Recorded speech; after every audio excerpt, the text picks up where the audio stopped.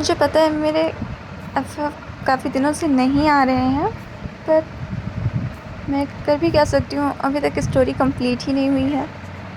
तो मैं आप लोगों के लिए एक दूसरी स्टोरी लेकर आई हूँ, तो प्लीज़ तब तक आप इस स्टोरी को सुनिए और मुझे बताइए किस लिए। एक्चुअली ये स्टोरी पॉकेट एफएम की है। एक लड़की को देखा तो आपने सुना होगा इसे, राहुल अंबानी, मतलब जिसने भी लिखा है, आप इसे एक बार सुन सकते हैं। मुझे ये स्टोरी बहुत अच्छी लगी थी, इसलिए मैंने इस स्टोरी को फंक्शन पे करने का सोचा। तो चलिए हम अपनी स्टोरी की स्टार्ट करते हैं। वीन, तुम सुन रहे हो ना मेरी बात? तुम माँ बनने वाले हो। वीन को धीरे धीरे होश आने लगा था। तभी डॉक्टर के शब्द सुनते ही 18 साल का वीन कमज़ोर आँख एकदम चौड़ी हो गई। वो समझ नहीं पा रहा था आखिर वो प्रेग्नेंट कैसे हो सकता है। अभी तो उसकी शादी को 24 घंटे भी पूरे नहीं हुए थे और ना ही किसी अल्फ़ा ने आज तक उसे छुआ था। ऐसे में वीन प्रेग्नेंट कैसे हो सकता है? जितना शौक वीन था, उतना ही शौक उसके पापा जियांग फेंगना भी थे, जो वहीं डॉक्टर के केबिन में खड़े मानो आने वाले तूफ़ान को भांप रहे थे। तभी डॉक्टर ने फेंगम्यान से कहा, देखिए मिस्टर जियांग फेंगम्यान, मैं समझ सकती हूँ कि आप दोनों इस वक्त बहुत परेशान होंगे, मगर आप लोग कोई भी फ़ैसला लें उसके पहले मैं एक बात बता दूँ, प्रेगनेंसी को 4 महीने पार हो चुके हैं, so abortion is out of the question. विंग को लग रहा था कि हो ना हो डॉक्टर से ज़रूर कोई गलती हुई होगी, इसलिए नर्स के सहारे खड़े होते हुए कमज़ोर विंग ने थोड़ी ताकत जुटाकर डॉक्टर को डांट दिया, ये आप क्या कह रहे हैं, ये नामुमकिन है। लेकिन डॉक्टर के कुछ बोलने से पहले ही जियांग फेंगम्यान ने गुस्से में तिलमिलाकर विंग के पास आए और उसे ज़ोर से एक थप्पड़ मार दिया और बोले, इसका जवाब डॉक्टर को नहीं तुम्हें देना है बेशर्म। हॉस्पिटल से बाहर कुछ देर बाद आकर कार की बैक सीट पर बैठते ही जियांग फेंगम्यान अंगा को पीछे बिठाकर खुद ड्राइवर वाली सीट पर बैठ गया, मानो ऐसा करके वो विंग को अपनी नाराज़गी सता रहे हों। विंग जानता था कि एक ओमेगा होने के नाते आज उसने अपने पिता को दुनिया का सबसे बड़ा दुख दिया था। एक बिना मैरिज के माँ बन जाना, इतना दुख उसे अपनी माँ के गुजरने पर भी नहीं हुआ होगा। लेकिन ये सब जानते हुए भी विंग फ़िलहाल कुछ भी करने के लिए फिज़िकली या मेंटली सक्षम नहीं था। उसका शरीर कार की बैक सीट पर कमजोरी के साथ साथ शर्म से मानो जम गया था।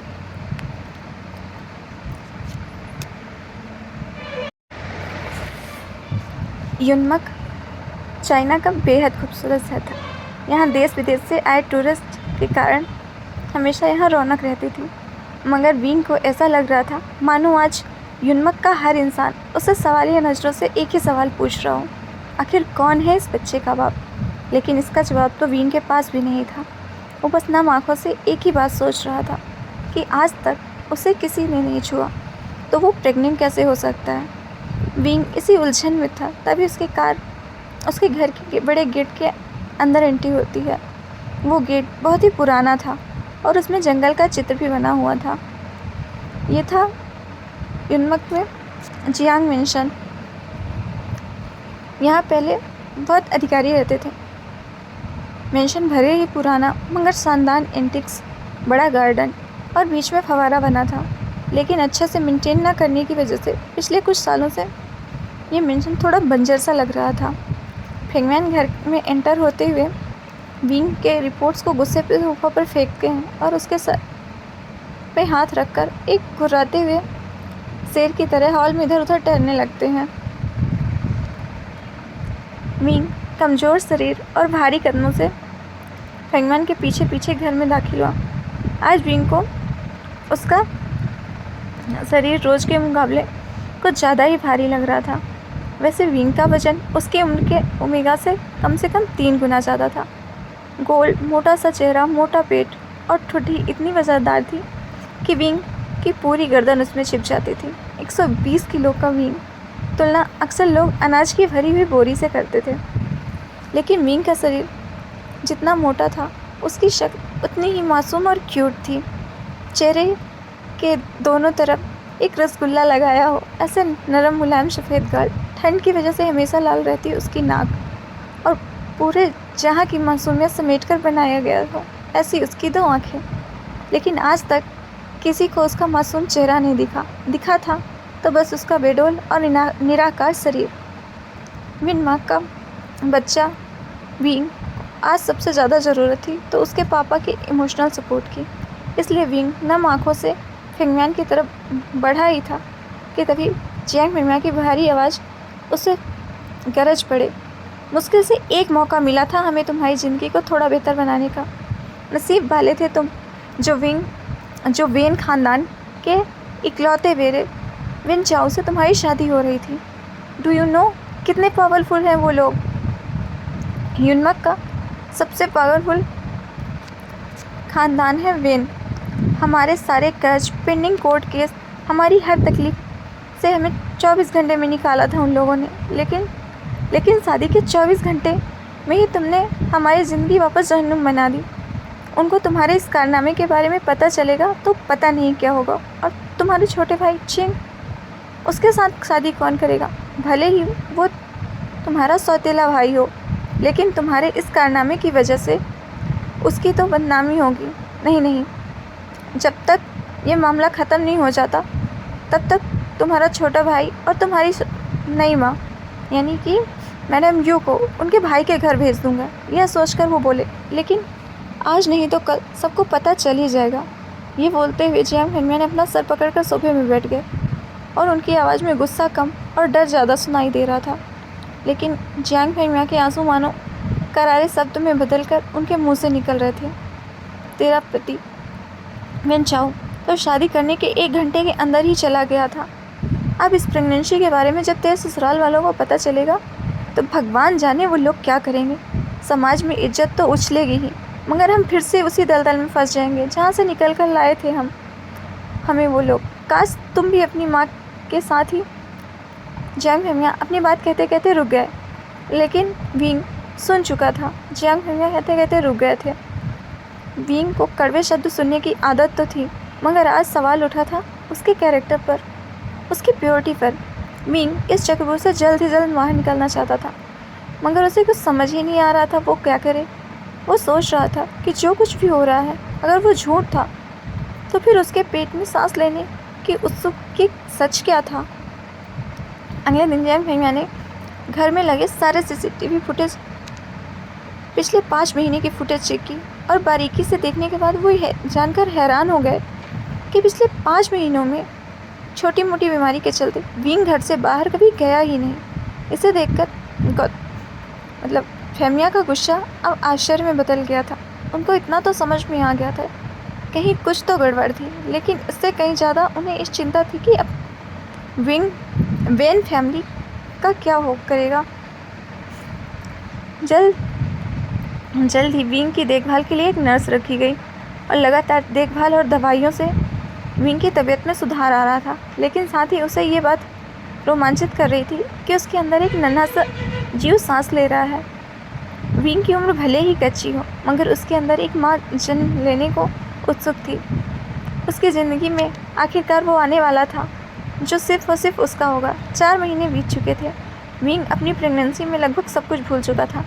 ना वो किसी से मिलता था, ना कोई उससे मिलता था। सिर्फ वो अंदर एक पल रही उस नन्ही सी जान से बातें करता रहता। ऐसे ही एक दिन विंग पाइप से अपने घर के बाहर गार्डन में पानी डाल रहा था। तभी उस अपने पैरों के नीचे कुछ हलचल महसूस की। वो कुछ समझ पाता उससे पहले ही उसके घर के मेन गेट से एक स्पोर्ट्स बाइक अंदर आई। मशीन गन के जैसे गोलियां निकलती हैं, वैसे ही बाइक की आवाज़ सुनकर ऐसा लगा मानो बॉर्डर पर जंग शुरू हो गई हो। बाइक की आवाज़ सुनकर विंग ने पानी का पाइप छोड़ दिया। उसने जल्दी से दोनों हाथ अपने पेट पर पकड़ लिया, जैसे कि वो अपने डरे हुए बच्चे को आंचल में छुपा रहा हो। बाइक आकर बंगले की सीढ़ियों के पास रुकी। Leather shoes, tight jeans, dark blue T-shirt और चेहरे पर लगे पीले चश्मे के आर पार लड़के की गहरी लाल आंखें साफ दिखाई दे रही थी। विंग ने जैसे ही उस लड़के को देखा, उसकी धड़कन मानो डर और टेंशन में तेज हो गई। ये लड़का कोई और नहीं बल्कि विंग का हस्बैंड विन चाओ था, जो 21 साल का था। विन चाओ अपनी नज़र विंग पर गिराए वह बड़े ही स्टाइल के साथ बाइक से उतरा और विंग की तरफ धीरे धीरे बढ़ने लगा। विंग और बेन चाओ दोनों एक दूसरे को देख रहे थे। बेन चाओ की शादी विंग से भले ही उसकी मर्जी के खिलाफ करवाई गई थी, लेकिन अपनी वाइफ को किसी और के बच्चे के साथ देखना कोई भी बर्दाश्त नहीं कर पाया। और बेन चाओ शादी के बाद मंडप से सीधा बीजिंग अपनी कॉलेज की पढ़ाई पूरी करने चला गया था और वहीं पहुंचकर शादी के दूसरे दिन उसे विंग की प्रेगनेंसी की खबर मिली थी। विंग उस दिन से लगभग रोज़ सोचता था कि जिस दिन उसका सामना बेन चाओ से होगा उस दिन पता नहीं वो कैसे रिएक्ट करेगा। आज जब बेन चाओ उसके सामने आ रहा था तब पता नहीं क्यों निर्दोष होने के बावजूद डर और शर्म के मारे विंग को एक अजीब सी बेचैनी महसूस हो रही थी। विंग तुरंत अपने फादर जेम्स को फ़ोन लगाता, लेकिन उसका फ़ोन नहीं लग रहा था। बेन चाओ को अपनी ओर बढ़ता देख विंग की घरवाहट इतनी बढ़ गई थी कि वो डर के मारे बड़बड़ाने लगा था। वो पापा तो नहीं है घर पे। बेन चाओ विंग के सामने आकर एरोगेंस के साथ खड़ा था। वो विंग को ऊपर से नीचे तक देख रहा था। सूजा हुआ चेहरा, 8 महीने की प्रेगनेंसी वाला मोटा पेट, गद्दी जैसे मोटे हाथ पाँव। प्रेगनेंसी की वजह से विंग पहले से भी ज़्यादा मोटा नज़र आ रहा था। विंग को देखकर बेन चाओ ने अपने ओठों को दबाया और एक गहरी सांस कर जोर से ज़मीन पर थूक दिया। यह देखते ही विंग की कमजोरी मानो अचानक से वापस आ गई हो। वो ठीक से अपने पैरों पर खड़ा नहीं हो पा रहा था, मानो जैसे उसे खुद का शरीर बोझ लग रहा हो। बेन चाओ गुस्से में घूरते हुए जैसे जैसे आगे बढ़ रहा था वैसे वैसे विंग का डर सह में मेमने की तरह घबराकर पीछे होते जा रहा था। ऐसा लग रहा था मानो बेन चाओ के नुकीले लेदर सूज किसी भी वक्त विंग के नंगे मुलायम पाँव को कुचल देंगे। तभी मेन गेट से जियांग फेमिया की कार अंदर आकर रुकी। जियांग फेमिया कार से उतरकर तेज कदमों से बेन चाओ के पास आए, जैसे कोई सेक्रेटरी अपने बॉस के पीछे भाग रहा हो। फेंगमिया ने बेन चाओ के पास आकर उसको कहा, अरे बेन चाओ बेटा, आज अचानक तुमने फ़ोन नहीं किया। तुम आ रहे हो? तुम्हारी कॉलेज की छुट्टियां शुरू हो गई क्या? बेन चाओ ने गुस्से में कहा, पूरे 4 महीने बाद आया हूँ। आप ऐसे बोल रहे कर अपने दामाद का वेलकम करोगे? वैसे काफ़ी कुछ बदल गया है यहाँ पे। बेन चाओ ने मीन के पेट की ओर देखा और अपनी जेब से एक शराब की बोतल निकाली और मुंह से लगा ली। वो आया था तब से उसकी नज़र मीन के पेट पर जमी हुई थी। माहौल को थोड़ा ठीक करने के लिए जियांग फेमिया ने बेन चाओ से कहा, आओ बेटा अंदर चलकर बात करते हैं। लेकिन बेन चाओ जियांग फेमिया की बात को अनसुना करते हुए शराब पीता और मीन के पेट को घूरता रहा। जियांग फेमिया को भी थोड़ा अजीब लग रहा था, लेकिन कहीं ना कहीं वो बेन चाओ की मन की बात को समझ रहे थे, इसलिए बड़े ही सहज से फेंगमियान ने बेन चाओ से कहा, देखो बेन चाओ, अगर तुम्हें शादी तोड़ना चाहते हो तो मैं समझ सकता हूँ। ये सुनते ही बेन चाओ चिल्ला उठा, तो बात तुम समझ सकते हो ना, वो मेरे फादर तो नहीं समझ सकते ना। उन्होंने ज़बरदस्ती इस मोटे के साथ मेरी शादी करवाई और अब वो चाहते हैं कि इसके नाजायज़ बच्चे को भी मैं अपना नाम दूँ। एक तो इसे देखता हूँ तो ऐसा लगता है जैसे मुझे किसी ऐसे गुनाह की सज़ा दी जा रही है जो मैंने किया ही नहीं है। शादी के मंडप से तुरंत इसीलिए भागा था ताकि मुझे इसके साथ एक भी पल ना रहना पड़े। बोलते बोलते बेन चाओ की सांसें फूलने लगी थी, जैसे कि वो महीनों से अपने अंदर भरी हुई भड़ास निकाल रहा हो। विंग और जियांग फेमिया दोनों ने ही बेन चाओ की बात सुनकर ऐसा महसूस कर रहे थे कि जैसे अभी के अभी यह धरती फट जाए और दोनों बाप बेटे उसके अंदर समा जाए। बेन चाओ का आक्रोश अपनी चरम सीमा पर था। अब भी कोई कसर बाकी रह गई हो, इस तरह उसने अनका की तरफ इशारा करते हुए आगे कहा, देखो इस बेशर्म को शादी के फेरे लेते समय पेट में किसी और का बच्चा लिए घूम रहा था और इतना होने के बाद भी आज मेरे सामने इसे बेशर्मों की तरह खड़ा। क्या लगा तुम्हें कि इस बच्चे को मेरा नाम दूंगा? बेन चाओ का नाम पता नहीं किस गटर का कीड़ा है। ये बोलते हुए गुस्से में वो विंग की ओर आगे बढ़ता, मानो जैसे वो गुस्से में पता ही नहीं विंग को क्या कर देगा। लेकिन तभी शराब की वजह से विंग के पैर लड़खड़ाए और वो अपना बैलेंस खो बैठा